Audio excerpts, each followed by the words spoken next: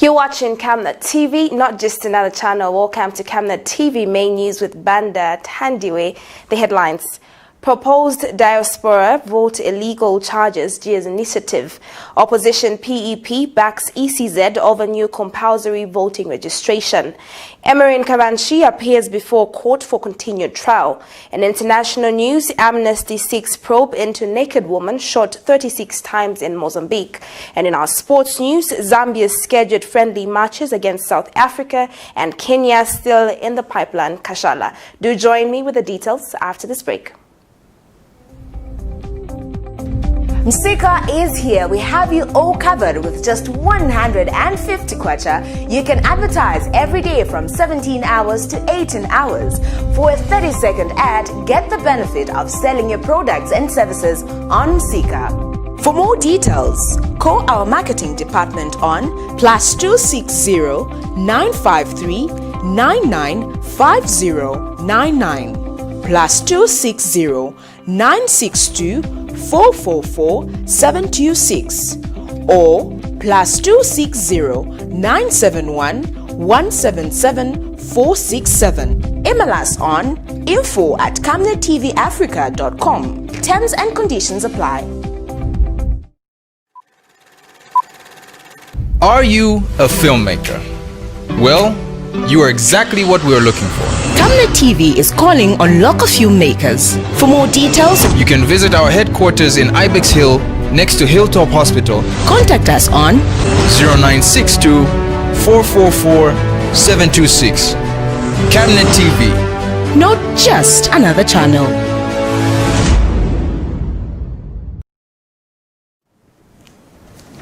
Welcome back. Thank you so much for staying with us. We continue with our news stories. An investigation officer has told the Lusaka Magistrate Court that during the course of his investigation, he discovered that Zambia Postal Service Corporation, Zampost, was depositing funds for social cash transfer into their fixed account for 7 days in order to earn interest. Anti-Corruption Commission Investigative Officer Victor Boa testified that he established that funds were being delayed to be distributed to the beneficiaries by Zampost, and according to the contract it signed with the Ministry of Community Development, funds were supposed to be paid within 72 hours. This is in a matter in which former Community Development Minister Emerin Kavanchi is accused of willful failure to comply with the law and applicably procedural guidelines relating to procurement involving the social cash transfer program. The state witness told the court that the Ministry of Community Development signed a contract with Zampost which indicated that Zampost was going to act as an agent for the ministry in paying the social cash transfer. However, this was not done as many beneficiaries were not receiving their funds. More details in this report.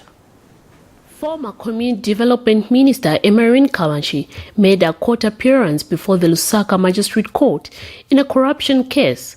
Kavanchi, who has been appearing before Lusaka Chief Resident Magistrate Lamek Mwale since last year, is not off the hook yet, as another state witness has testified in the ongoing case of abuse of office.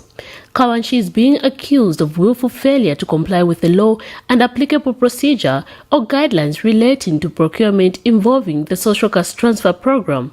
And when the matter came up for continued trial, Victor Boa, an investigative officer from the Anti-Corruption Commission, testified that in September 2018, the Commission received a report of alleged corruption practices and mismanagement of the social cash transfer program under the Ministry of Community Development. The witness told court that during the course of his investigation, it was established that the institution engaged by the Ministry of Community Development to be dispersing funds to beneficiaries, Zambia Postal Service Corporation, Zampost, was delaying in doing so according to the contract signed. According to the witness evidence, Zampost was depositing the funds for social cash transfer into their fixed account for 7 days in order to earn more interest. Britain, Finland, Ireland, and Sweden withheld nearly $34 million United States dollars in aid to Zambia's social welfare and education sector in September 2018 because of concern over financial mismanagement. Following the aid freeze, President Lungu had fired Kavanchi. Miriam Kemba, reporting for Camnet TV News in Lusaka. Police in Northern Province have arrested 2 thugs suspected to be PF cadres identified as Jani Yambayamba and Witon Mutanda for allegedly damaging a motor vehicle, a Toyota Vista registration number ABT 375, property of Jairos Simbeye. The incident occurred today, 16 September 2020, at about 10 hours in Kasama district. The complainant, who was in the company of his friend, were about to come out of ShopRite, where they had gone to buy commodities, when a group of people clad in PF regalia surrounded their motor vehicle painted in UPND colors. Upon seeing the group, they went back in the shop, but one of them, only identified as Gideon, was recognized and followed the thugs and assaulted them, and he sustained injuries. The thugs later damaged the said motor vehicle, which was parked at ShopRite. The suspects are detained in police custody and will be appropriately charged. This is according to a statement issued to Camnet TV by Police Public Relations Officer Esther Mwatakatongo. Let's get the details.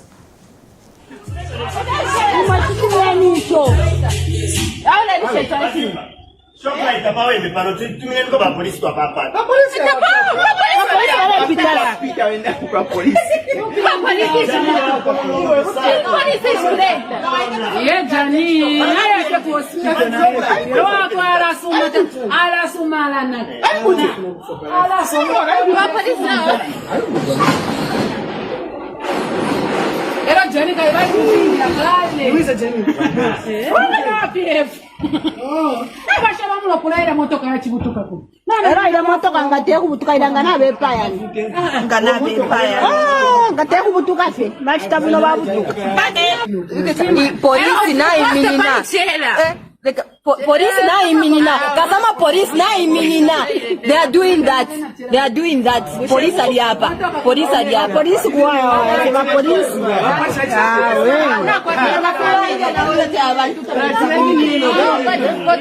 Na bantu baiso twala mono ko barashita menda.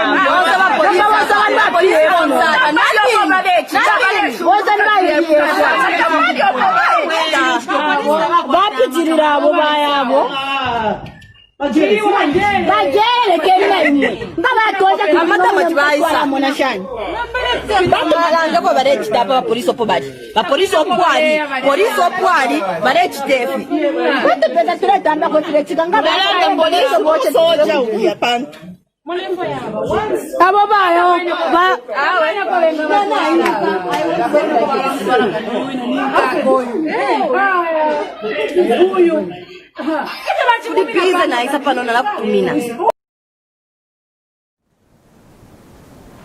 Meanwhile, the Human Rights Commission has called for a continued peace during a Lukasha and Wanzombe parliamentary by-election to ensure that the rights of all participating parties and candidates, as well as the electorates, are upheld and protected.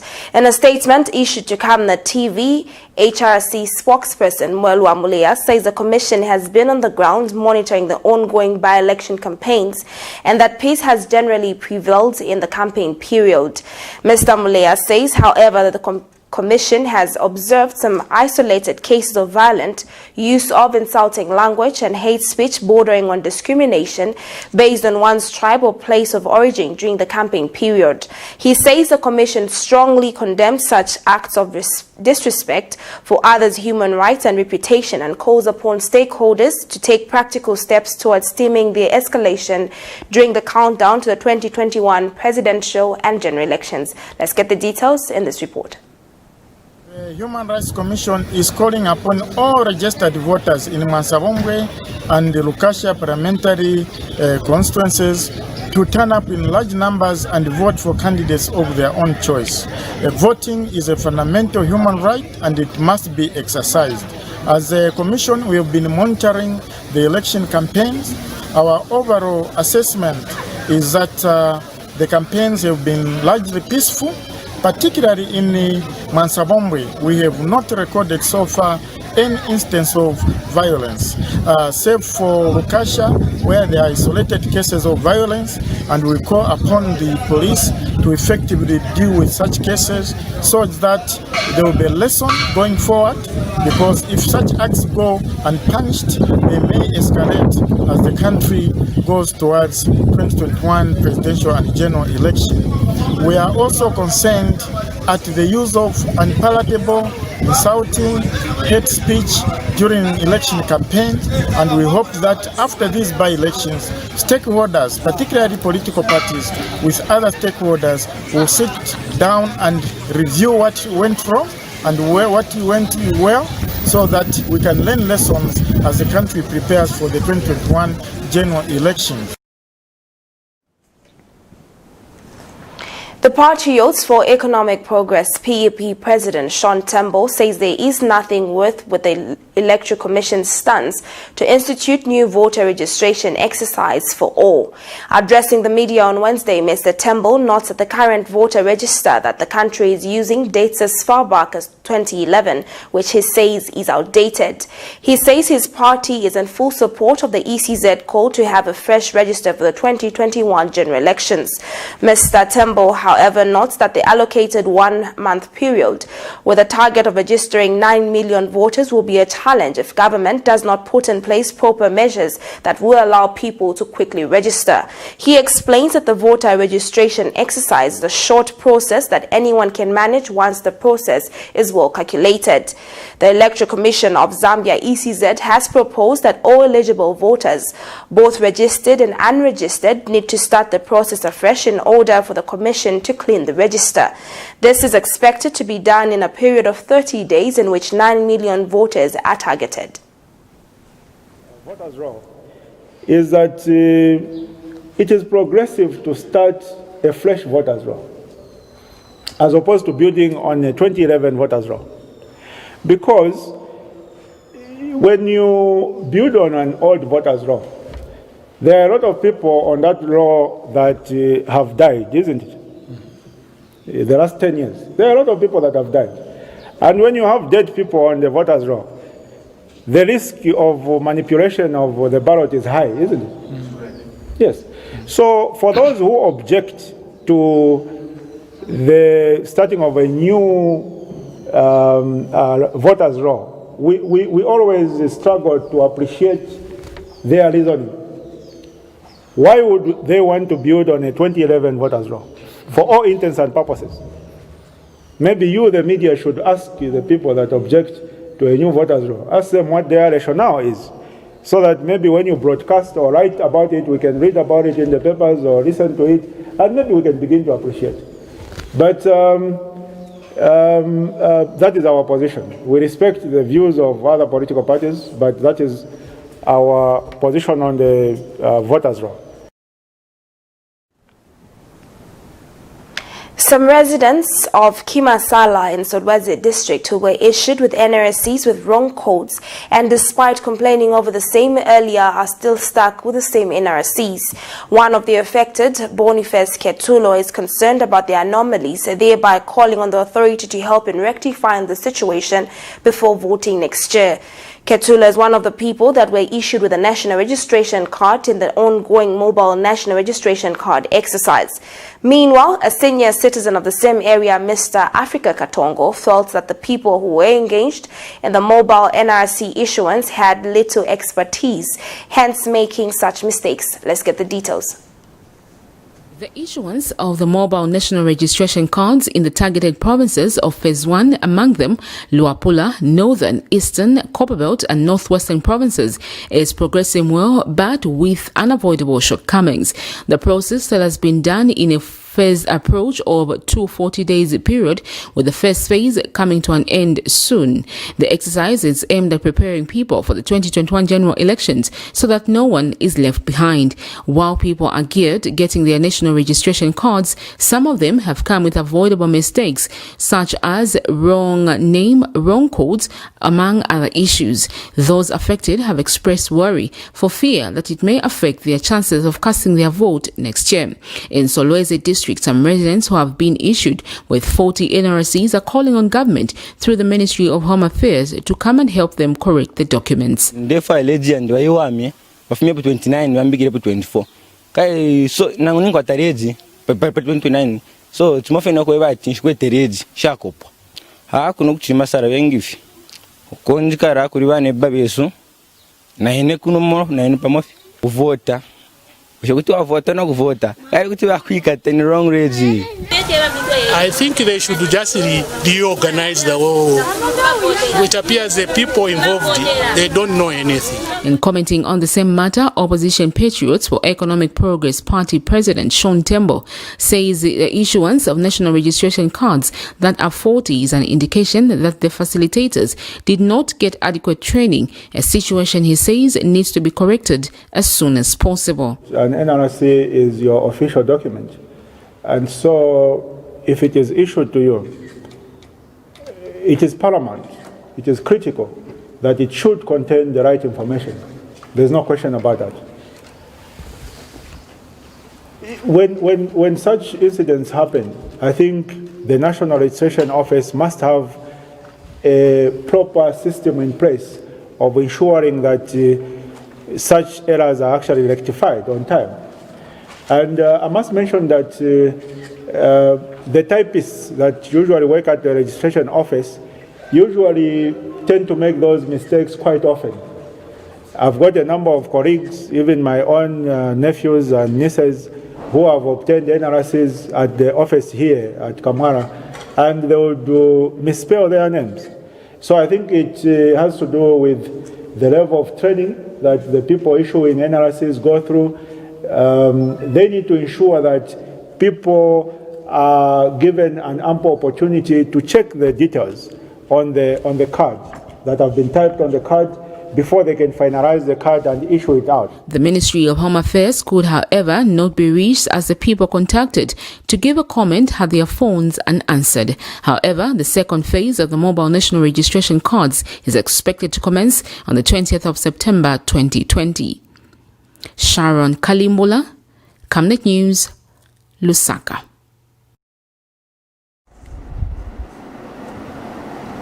And in other news, GIA's Initiative Executive Director McDonald Chippenzi has charged that Zambia does not have any law that allows electorates in foreign countries to vote without coming back home. Mr. Chippenzi says the proposed amendments of Section 74 of the Electoral Process Act number 35 of the 2016 does not highlight the need for such a provision, but cannot be used unless the law is finally enacted. He says the Ministry of Foreign Affairs and ECZ cannot rely on a proposed bill to effect this vote, as it will be illegal. Mr. Chippenzi further explains that there is too much on the plate of the Electoral Commission of Zambia, ECZ, and this may create more challenges to the institution, especially with the commencement of the voter registration exercise, which will soon take off. Mr. Chippenzi has wondered why his government wants to bring in all the electoral changes in next year's elections a few months to go. Diaz is reacting to Foreign Affairs Permanent Secretary over his proposed engagement with ECZ over the Diaspora Vote. Let's get the details. There is currently no law that mandates the Electoral Commission of Zambia to register individuals who are in diaspora. Even when you check on their online registration, you find that those in the diaspora have had difficulties to encroach in that facility. So at the moment, there is no law that provides for that. There was a proposed law in the proposed amendment to the Electoral Process Act number 35 of 2016. But that proposal is still on abeyance because the proposed amendment was withdrawn. But again, we have to worry at the way government wants to lump everything on the Electoral Commission of Zambia. You have the issue of the prison vote. You have now the issue of diaspora vote. Yet they know that the commission has had difficulties even to start the registration of voters. So how is it going to manage to do all these things at a go? I think that is being unfair to the commission. It's giving them too much, more than what they can chew and swallow. The country has in the last 24 hours recorded 2 deaths of COVID-19, one of a male adult from Livingston and the other Broughton dead. Ministry of Health Permanent Secretary Kennedy Malama says the country has also recorded 68 new spread across the 12 districts. He has disclosed that so far 279 patients in Lusaka district have been discharged from the hospital. A number of patients and under still health facility isolation is now 34, with 10 on oxygen therapy. More details in this report. As cases of COVID-19 keep increasing, the country has also continued recording COVID-19 related death cases. In the last 24 hours, the country has so far recorded 2 deaths. On a sad note, we lost an adult male patient in Livingstone Central Hospital to COVID-19. He had comorbidities. Following the 2 COVID-19 related deaths we are reporting today, the cumulative number of deaths in our country stands at 326, which we've classified as follows: 110 deaths due to COVID-19, 210 COVID-19 associated deaths, and 6 deaths which we are reviewing pending classification, and we shall update the nation in due course. According to the Ministry of Health, 68 new cases have been recorded, with 279 patients in Lusaka district being discharged. Today, we've discharged 279 patients in Lusaka district. The number of patients still under health facility isolation countrywide stands now at 34, with 10 on oxygen therapy. In the last 24 hours, Zambia recorded a total of 68 new COVID-19 cases reported from 12 districts. These new cases in the last 24 hours are among the 847 tests we conducted as a country, giving us a positivity of 8%. The cumulative number of cases in the country is therefore 13,887. It has, however, been noted with great concern that many citizens have failed to comply with the measures put in place by government. Most citizens, especially those in shanty compounds, have continued ignoring the guidelines from the Ministry of Health, like wearing of face masks, sanitizing, and avoiding public places. Miriam Kaimba, reporting for Camnet TV News in Lusaka. You're still watching Camnet TV main news on Camnet TV, not just another channel. We do take a set of commercials and return with more news stories. Do stay with us. We all miss the days we would play outside, go to school, and visit fun places. But now, we all have to take care to prevent the coronavirus. Viruses are really tiny particles that we can't see with just our eyes, so we need to keep ourselves safe by practicing good hygiene, such as washing our hands with soap and clean water regularly. We can also use hand sanitizer to keep our hands clean. It's also important for us to keep our bodies and surroundings clean. We must also avoid handshakes, hugs, and standing close to other people in public places. This is called social distancing. The coronavirus has affected millions of people around the world, so we need to stay safe. In the meantime, we can keep ourselves busy by reading a book, watching TV, and doing some schoolwork. There's so much we can do indoors. Stay safe, stay home, and prevent COVID-19. We're all in this together. This advert is sponsored by the Zambia Revenue Authority, ZRA. My tax, your tax, our destiny.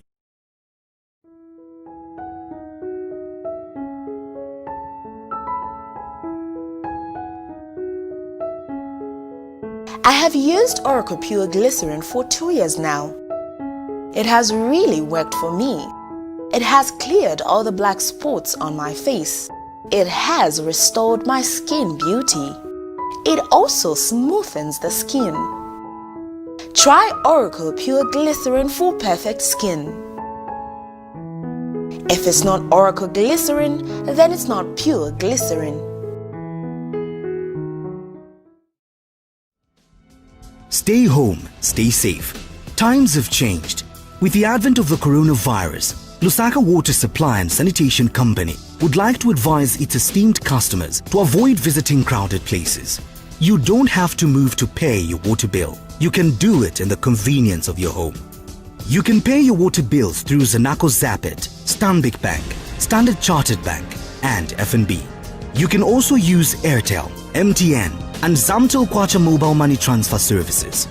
For any inquiries to report a fault, please contact our customer service on +260 211 251 571, +260 975 618 618, and toll-free line 5957, Zamtel only. You can also simply email customerservice@lwsc.com. This public announcement is brought to you by the Lusaka Water Supply and Sanitation Company. Water is life. Sanitation is health.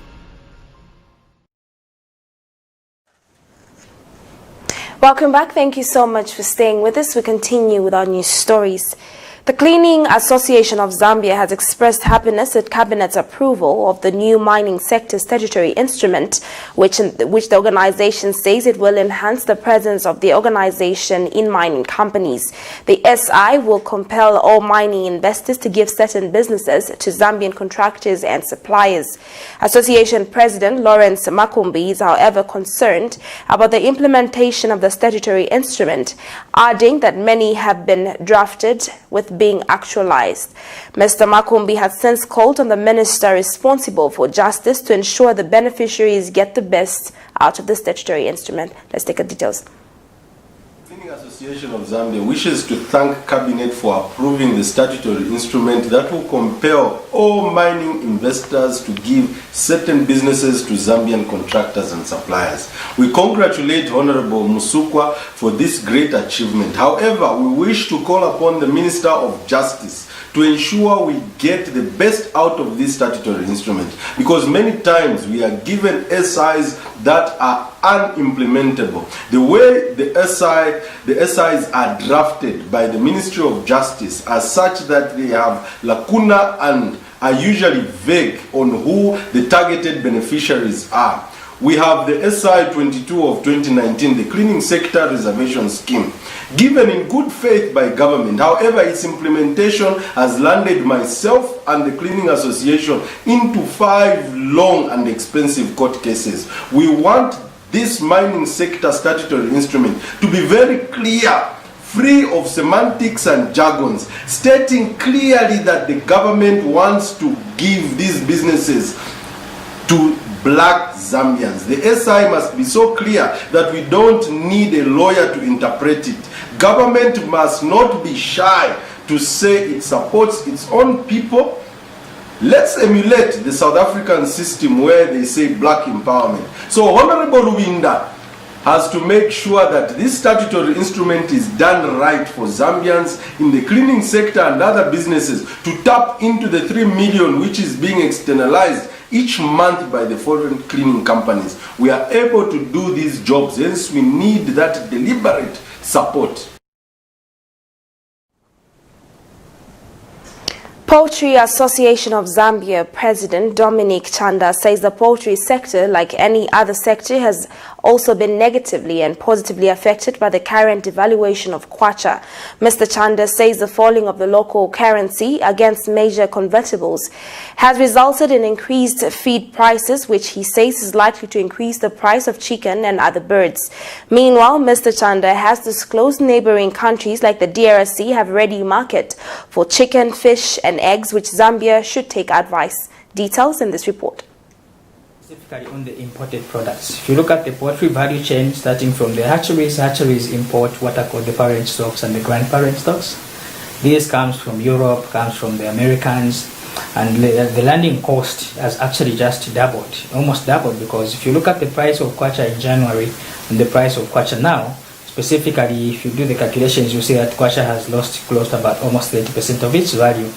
Meaning that now we have to spend close to about 1.3% in terms of the import cost for each particular parent stocks that we're importing. The second aspect that specifically attaches to the dollar are the imported premixes that are used in the stock feed industry, and these are the minerals. These are the we call them the allied substances that are key to the growth of the chicken.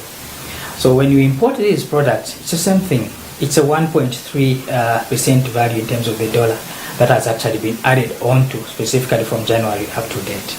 Besides that, we have another component that is directly related to Idola, which is the soya cake, which we use in the industry. Soya cake is a byproduct in the crushing of oil, specifically from the soybeans. The soybeans, when you crush it, you get two products. You get the oil, which is the cooking oil. You also get the cake. The cooking oil price is actually internationally priced, just like copper, which is produced here, but you cost it in US dollars, which is the same as the oil that comes in from there. But the most unfortunate is that even the byproduct, which is the cake, is also priced in the US dollars. So that price has also increased by 1.3% in terms of its value. A group of men within an average of between 20 and 40 years in Lusaka are demanding for government intervention over what they term as unfair employment opportunities at a named Chinese company near Mulungushi Conference Center.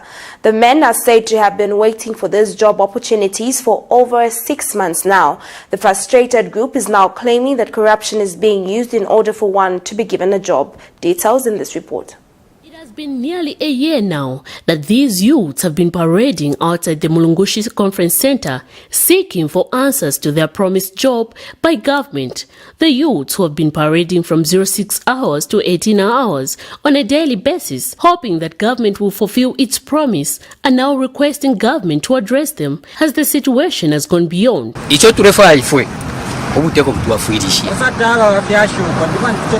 Twanaka okuisa Mulungushu okufwaye njito balengisha abantu abarefu makumbi echala tafuma kusatita kwa address nga isaingira fye mukati kutoresha fye kwati mitulenunka tafu okulanda nabantu ba president yabashesha announce kwe bati omu abena lusaka bata benefit mulinji lero abantu bengisha bafuma kumbi twanako ku 8 months 9 months abantu bati every day. The youths, who have for a long time been covered by different media houses with the hope of addressing their situation, feel that whole hope has been lost. Last time the media came here, it was a chaos. The human resource even refused to come and, air her views or to give her position depending on the employment or how many people they need. So what we've just been hearing is today 10 people have been employed, and these 10 people, they are not coming from the people who are here. They are coming from very far places like Choma. Even today as I'm talking, 3 guys were caught, and these guys they don't live in Lusaka.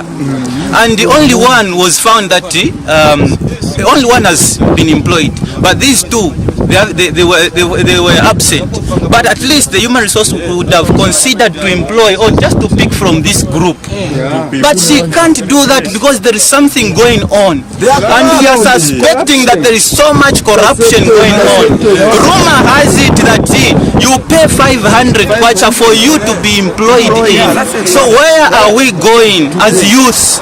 What is the government doing to help us as youths? Because we are the potential voters, and there is nowhere we can go to look for jobs, because this is the biggest site in Lusaka, which can employ a very big number. I even believe that this number here, it is not even too much. There are very few.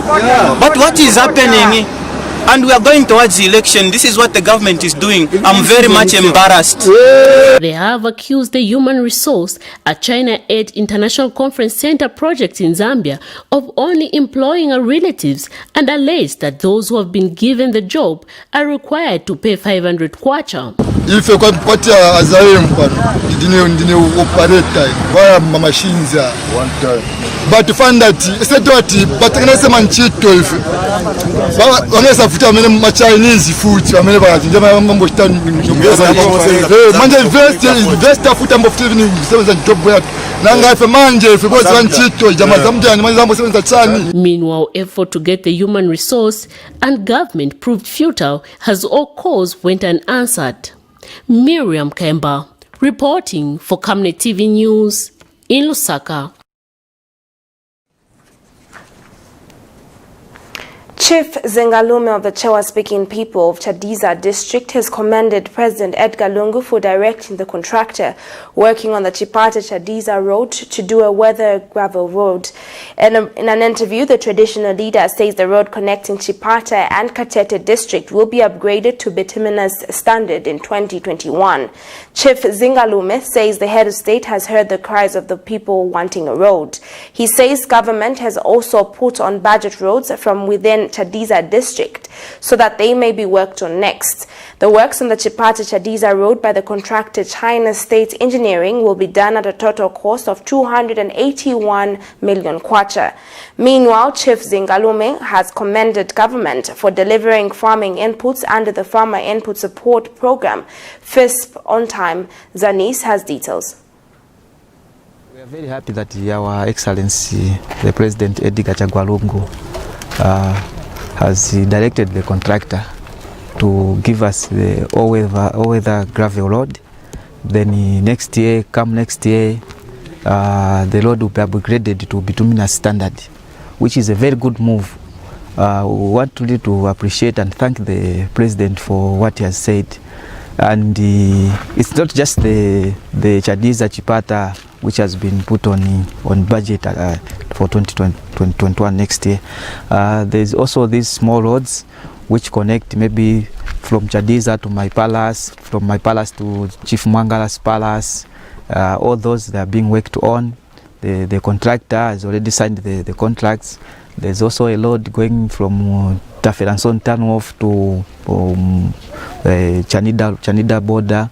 There's also a road which connects Bwanonka, Chisewa and Msokosela. All those roads have been given to the contractor.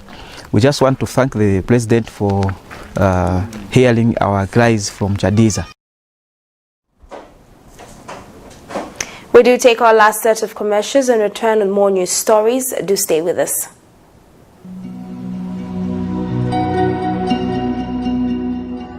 To create a positive difference in people's lives, one must first understand the way people live. At Survenda, we're here for our community, our partners, and our future, as a nation and as a continent. Back in 1997, we decided we were going to create this family journey into a bigger opportunity, and created a business called Survenda, which meant save nations to develop Africa. It's always important to give back to the people. The government cannot do everything, but as business entities, we'll be able to reach a lot of people.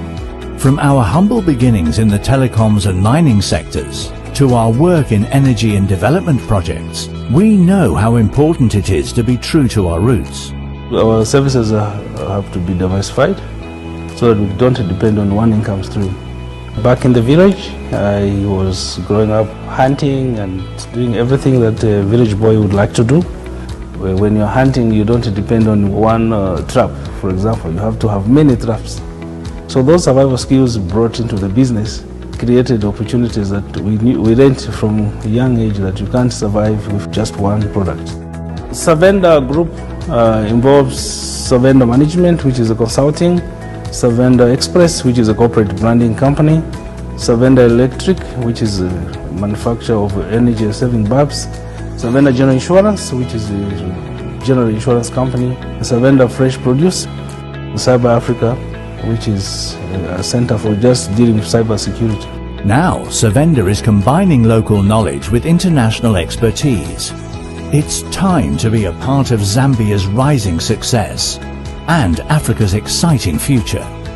We are a gateway into Africa, and now we are praying with global companies who are coming to Zambia for opportunities and to look for companies that are homegrown, and we are proud to be one of those.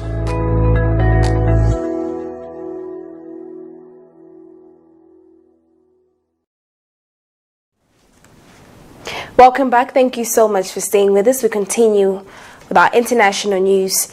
Amnesty International has called for an independent investigation into the killing of a naked woman by men in military uniform in Mozambique. The government denies the men seen in the video are government soldiers and blames rebels from northern Cabo Delgado province. In other news, the number of people affected by floods in Sudan has risen to more than 650,000. Tens of thousands of homes have been damaged by unprecedented rise of the Nile River. And as it waters recedes, residents are struggling to clean up and make repairs. Al Jazeera gives us more in this report. This video has been circulating on social media since Monday and shows what appear to be government soldiers shouting at a woman stripped of her clothes. The men hit her several times with sticks before shooting her dead. Amnesty International says it's another gruesome example of gross human rights violations happening in the northern province of Cabo Delgado by Mozambican security forces. They believe she's an insurgent. At the beginning of the video, they say she's Al-Shabaab. They always refer to her as Al-Shabaab. After they have killed her, they claim that we have killed Al-Shabaab. So they believe that it was Al-Shabaab, and that's the reason why they've killed her. The government's rejected the allegations, saying the attack was carried out by rebel fighters impersonating soldiers. We as Fremilo strongly condemn all barbaric acts against any citizens. Our party has always been for the defense of human rights, and we are looking at these barbaric acts with a lot of concern. There's been fighting in gas-rich Cabo Delgado for 3 years. Rebels who say they want an Islamic State have burned villages and killed civilians. ISIL's claimed a role in some attacks. The government, with Russian military support, has been accused of extrajudicial killings of civilians in its brutal crackdown against the rebels. Over the years, the Mozambican government has done very little to ensure that security forces don't behave like that. Instead, what they've spent time doing, what they invested on, was on a campaign of denial, a campaign of attacking groups like ours. Human rights groups are calling for an independent investigation and for those responsible to be brought to justice. This is what the inside of Abdulati's house looks like now. Weeks of flooding has damaged or destroyed much of what he has. He says he's got no way of draining the water out. Hiring a water pump is costly and he's lost too much already. But he says moving elsewhere after the floods is not an option. My house is about 3 kilometers away from the Nile, and I've lived here for a number of years. Getting a plot to move elsewhere is costly with today's economy, and me and my family can't afford it, so I'll drain the water and hope this doesn't happen again next year. Abdulati's home is one of dozens that have been damaged in his village of Kalakla in the southern part of Sudan's capital, Khartoum. Torrential rains caused the Nile to rise to levels not seen in more than a century. The resulting floods damaged well over 100,000 homes around Sudan. Most were just kilometers away as the river burst its banks, wiping out villages and towns and displacing more than 600,000 people. It forced the government to declare a 3-month state of emergency. Some chose to stay in their homes despite them being filled with water. The Nile waters have begun receding after nearly 3 weeks, and people in the area are hoping to start the recovery. But there have been problems with the drainage system, and its weakness can be seen on the streets of Khartoum after a rainfall. Since the start of the rainy season 2 months ago, some of the major highways have been cut off. Schools and health facilities have either been damaged or destroyed. It's a sight that repeats itself every year, but meteorologists say this year's rains are unprecedented. Sudan's government says its focus is on helping those who've been displaced and preventing waterborne diseases. But more rains and floods are expected in the coming days. And those displaced say the government needs to do more to help them. We want the government to give us new plots so that this doesn't happen again. We who live in the banks of the Nile, we don't have the ability to buy new plots. It should be the government giving us plots so that the problem is addressed by the root and no more houses collapse from rains or floods. Until he gets a new plot, this house is all that Abdulati has. He says he'll do what he can to get the water out so that he and his family can return to their home and start rebuilding. Hiba Morgan, Al Jazeera, Khartoum. We now take a look at our sports news.